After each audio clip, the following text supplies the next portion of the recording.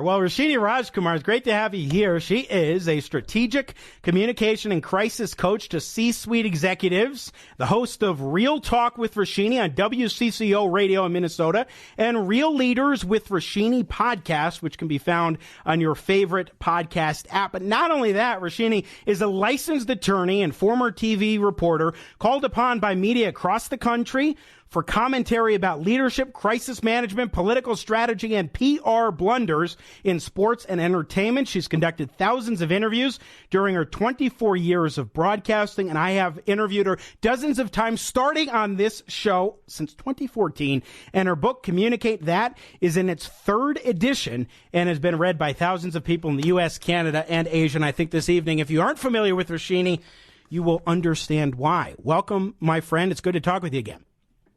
Yeah, it's great to be back, and I can't believe it. We're going on 6 years together on this show. That's great. Yeah, no, it is. And I remember the first time we were talking about it was the 2014 midterm election cycle, and we were talking about the way in which politicians dress and the subtextual messages and why that's important. Yes, and it still is the case. You know, we look at those things even now in these Democratic debates. I am not a fan of some of the color choices, especially a couple of the women have selected over the past several debates. But what you wear does also speak for you even before you open your mouth.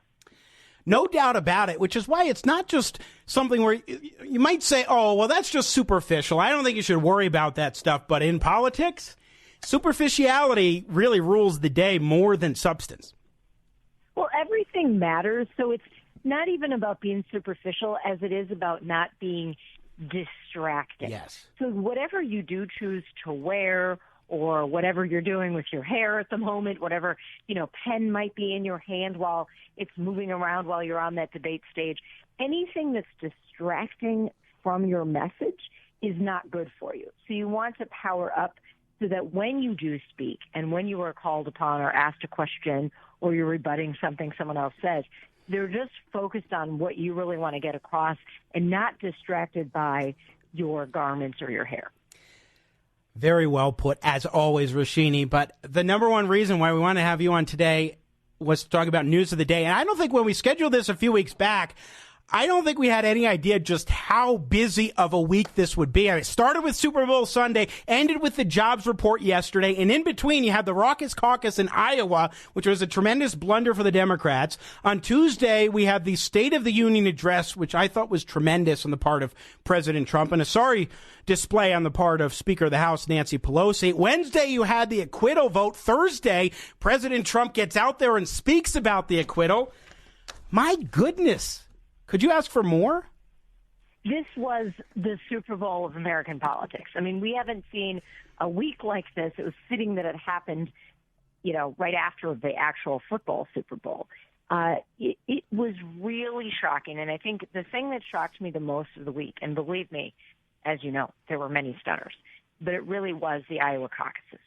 I am flabbergasted. I do not believe there was some kind of app mishap.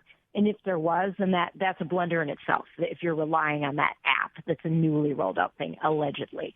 So, again, I have said on your show, I'm nonpartisan. I compliment and criticize behavior, compliment and criticize everyone. And in this case, I definitely criticize the Iowa Democratic Party and the National Democratic Party for how the results rolling in on those caucuses were conducted. And as far as I know, we don't even have 100% in yet as of last night. Well, one thing David Dayen wrote on his American Prospect about this, he's on the left, and he was explaining very well articulated in a piece for the American Prospect this week about how this whole issue came about and how it really belongs at the footsteps of Tom Perez. I mean, at his feet, because he's the national chairman of the Democratic Party and really pushed so many of these things that supposedly were the results or the precipitators of the blunders this past week. And some are, like David Dayen, are saying he needs to resign because it really goes to the top at that level. Yeah, I mean, it does. And there's so much talk about leadership, and this is what I'm dealing with on a day-to-day basis. I mean, leaders do sometimes make mistakes, and then it's how you own your mistakes that really is going to influence and inform what your legacy is going to be. And in this case, there's not a lot of time for the Democrats. Election day is fast approaching, and the blunders galore just continue. So at the end of the day, it's like, how are you going to respond to this, and how are you going to make things right? And because there was so much pomp and circumstance and fanfare leading up to the Iowa caucuses, there usually is. So you better get it right if you're going to do it that way.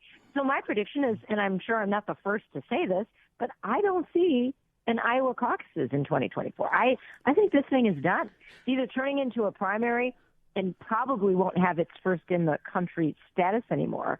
But what a mess that was. Well, it really hurts the democracy. It really does. It hurts what should be a pure process, which is this grassroots process. You hear from your neighbors. They influence you. This was a complete debacle. I think it's very well put. I wholeheartedly agree. Roshini Rajkumar, our guest. Check out our website, ownyourwow.com. And to this point where I think that a lot of these Democrats that are saying, hey, we need to scrap the caucuses in Iowa, are blaming this debacle as the reason for scrapping it. But I think that's really just an excuse because they don't like it. They want to get rid of it, and they want to blame somebody else. That is to say, this particular debacle as opposed to the overall system itself, which is only problematic this go around because of rules that the Democrats changed prior to this caucus season. Yeah, I mean, the thing is, it is fraught with error. In our age of electronics, it's fraught with error, and it probably should have changed long ago. Now, the signs were pointing in a really bad direction when the weekend prior to the Monday night caucuses, we see there's no Iowa poll that comes out. And I don't know if you noticed a few weeks ago, Jimmy, the woman who leads that Iowa poll, she's a reputable pollster. She's featured in the Wall Street Journal. And then 3 days before the caucuses, the Iowa poll doesn't come out.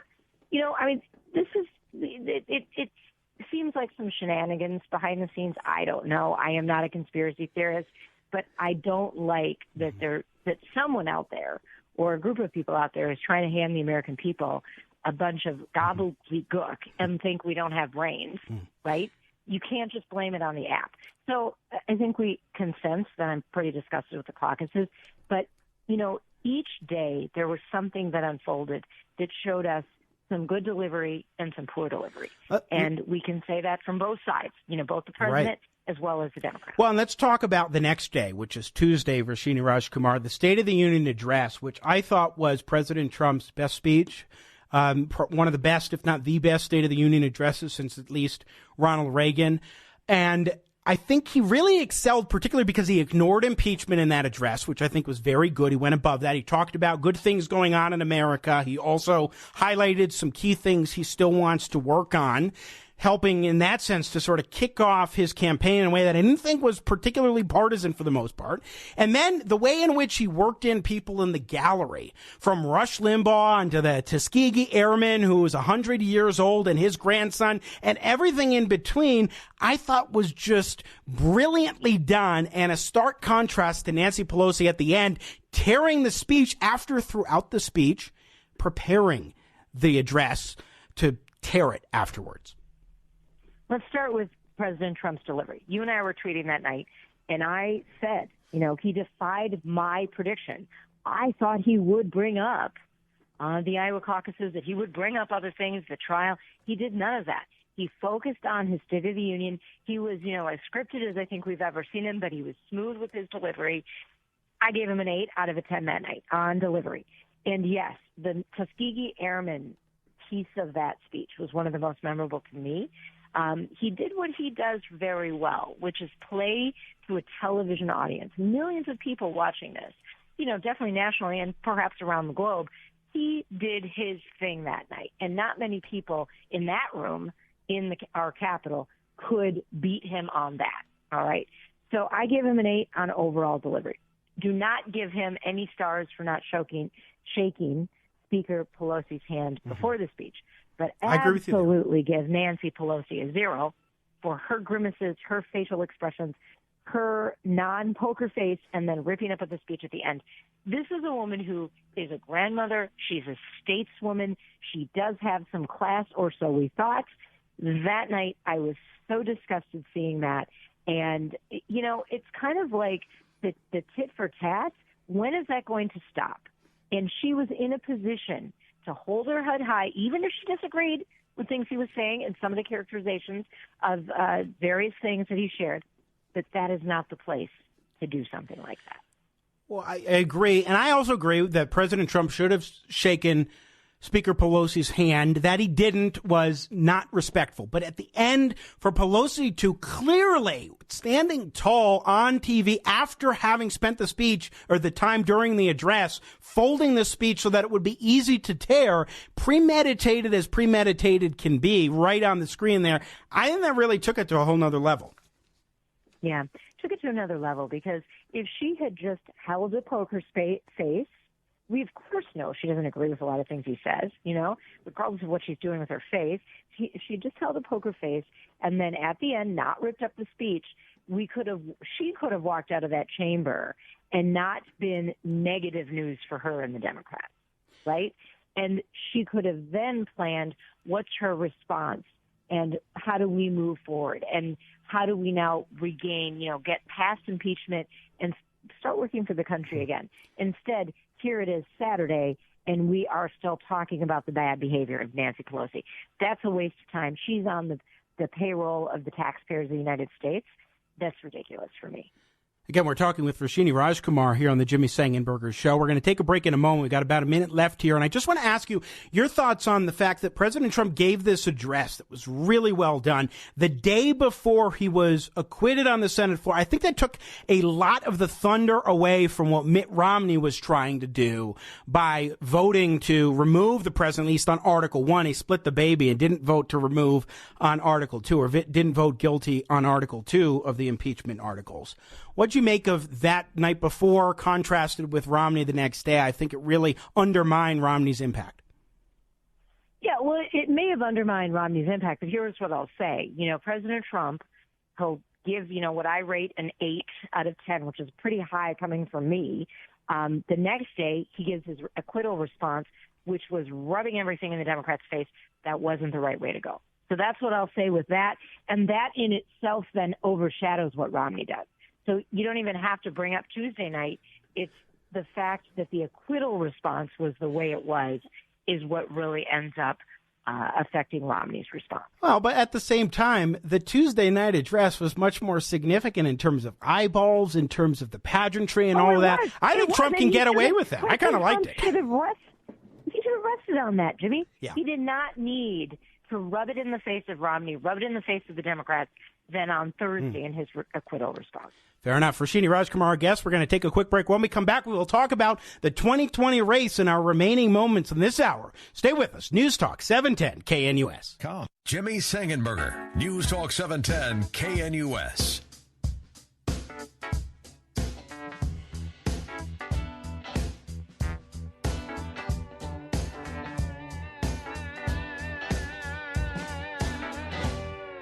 Looks like we've been butting heads again, baby. Lately seems like all we ever do. I can't remember when things got so crazy. All I know is I don't know what to do. Grooving back on the Jimmy Sengenberger Show. Little Bonnie Raitt as we continue. News Talk 710 KNUS. Thanks for joining us, being a part of the program as we wrap up this hour with Roshini Rajkumar, host of Real Talk with Roshini on WCCO Radio in Minnesota, also host of the Real Leaders with Roshini podcast, a strategic communication and crisis coach. Check out our website, ownyourwow.com. Always great to talk with Roshini. And let's go into the Democratic field for just a few minutes, and let's set Iowa aside, except insofar as maybe it's necessary. The presidential debate last night, I thought it was a lot more fiery than we have seen up to this point. I think Amy Klobuchar, your senator there in Minnesota, had quite an opportunity to shine, but I'm wondering your thoughts on this field right now, because it doesn't seem like there really is a clear front runner. Right, and even though Senator Klobuchar seems to, get points and votes from the public about how level-headed she is.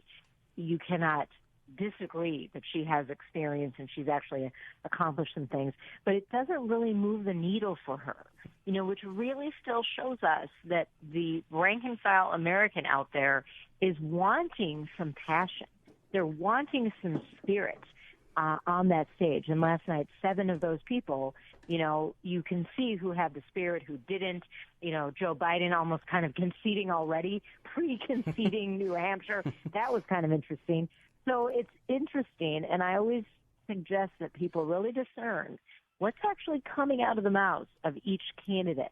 What are they actually saying? And really listen for that, because that is something that's going to help you determine who you want to vote for if you are voting in those primaries moving forward. So when it comes to the presence on stage, who do you think really has been shining of late, whether that is on stage during the debate or at rallies? Well, one of the people, and I'm big on eye contact, and if you remember back to Monday night, we're waiting for results, waiting, and Senator Amy Klobuchar took the stage first, so she, all eyes were on her live before even results were coming in, but yet she was also looking down at times at the podium, so it was like she was kind of turning it into a stump speech, reading from remarks. Eventually, you saw Bernie Sanders speak. Senator Sanders had complete eye contact through the entire time, and so he is able to really be engaging from stage. So I give him a lot of points. Usually I give Mayor Pete a lot of points for his poise on stage. I don't give Senator Biden or former Vice President Biden much points for on stage. I've found him very bumbling lately. He probably looked a little better last night compared with a couple of the previous debates. But for someone who, a lot of people thought was the front runner, Joe Biden has not shown us that kind of presence.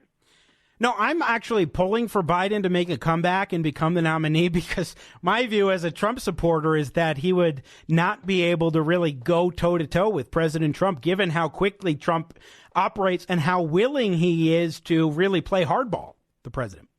Yeah, I mean, purely just, again, I'm nonpartisan, but purely just as a radio talk show host myself, I would love to see Bernie and Trump in that final debate. I mean, I think you'd see a lot of sparks flying, but I think it's still too early to really know who's going to come out of this field.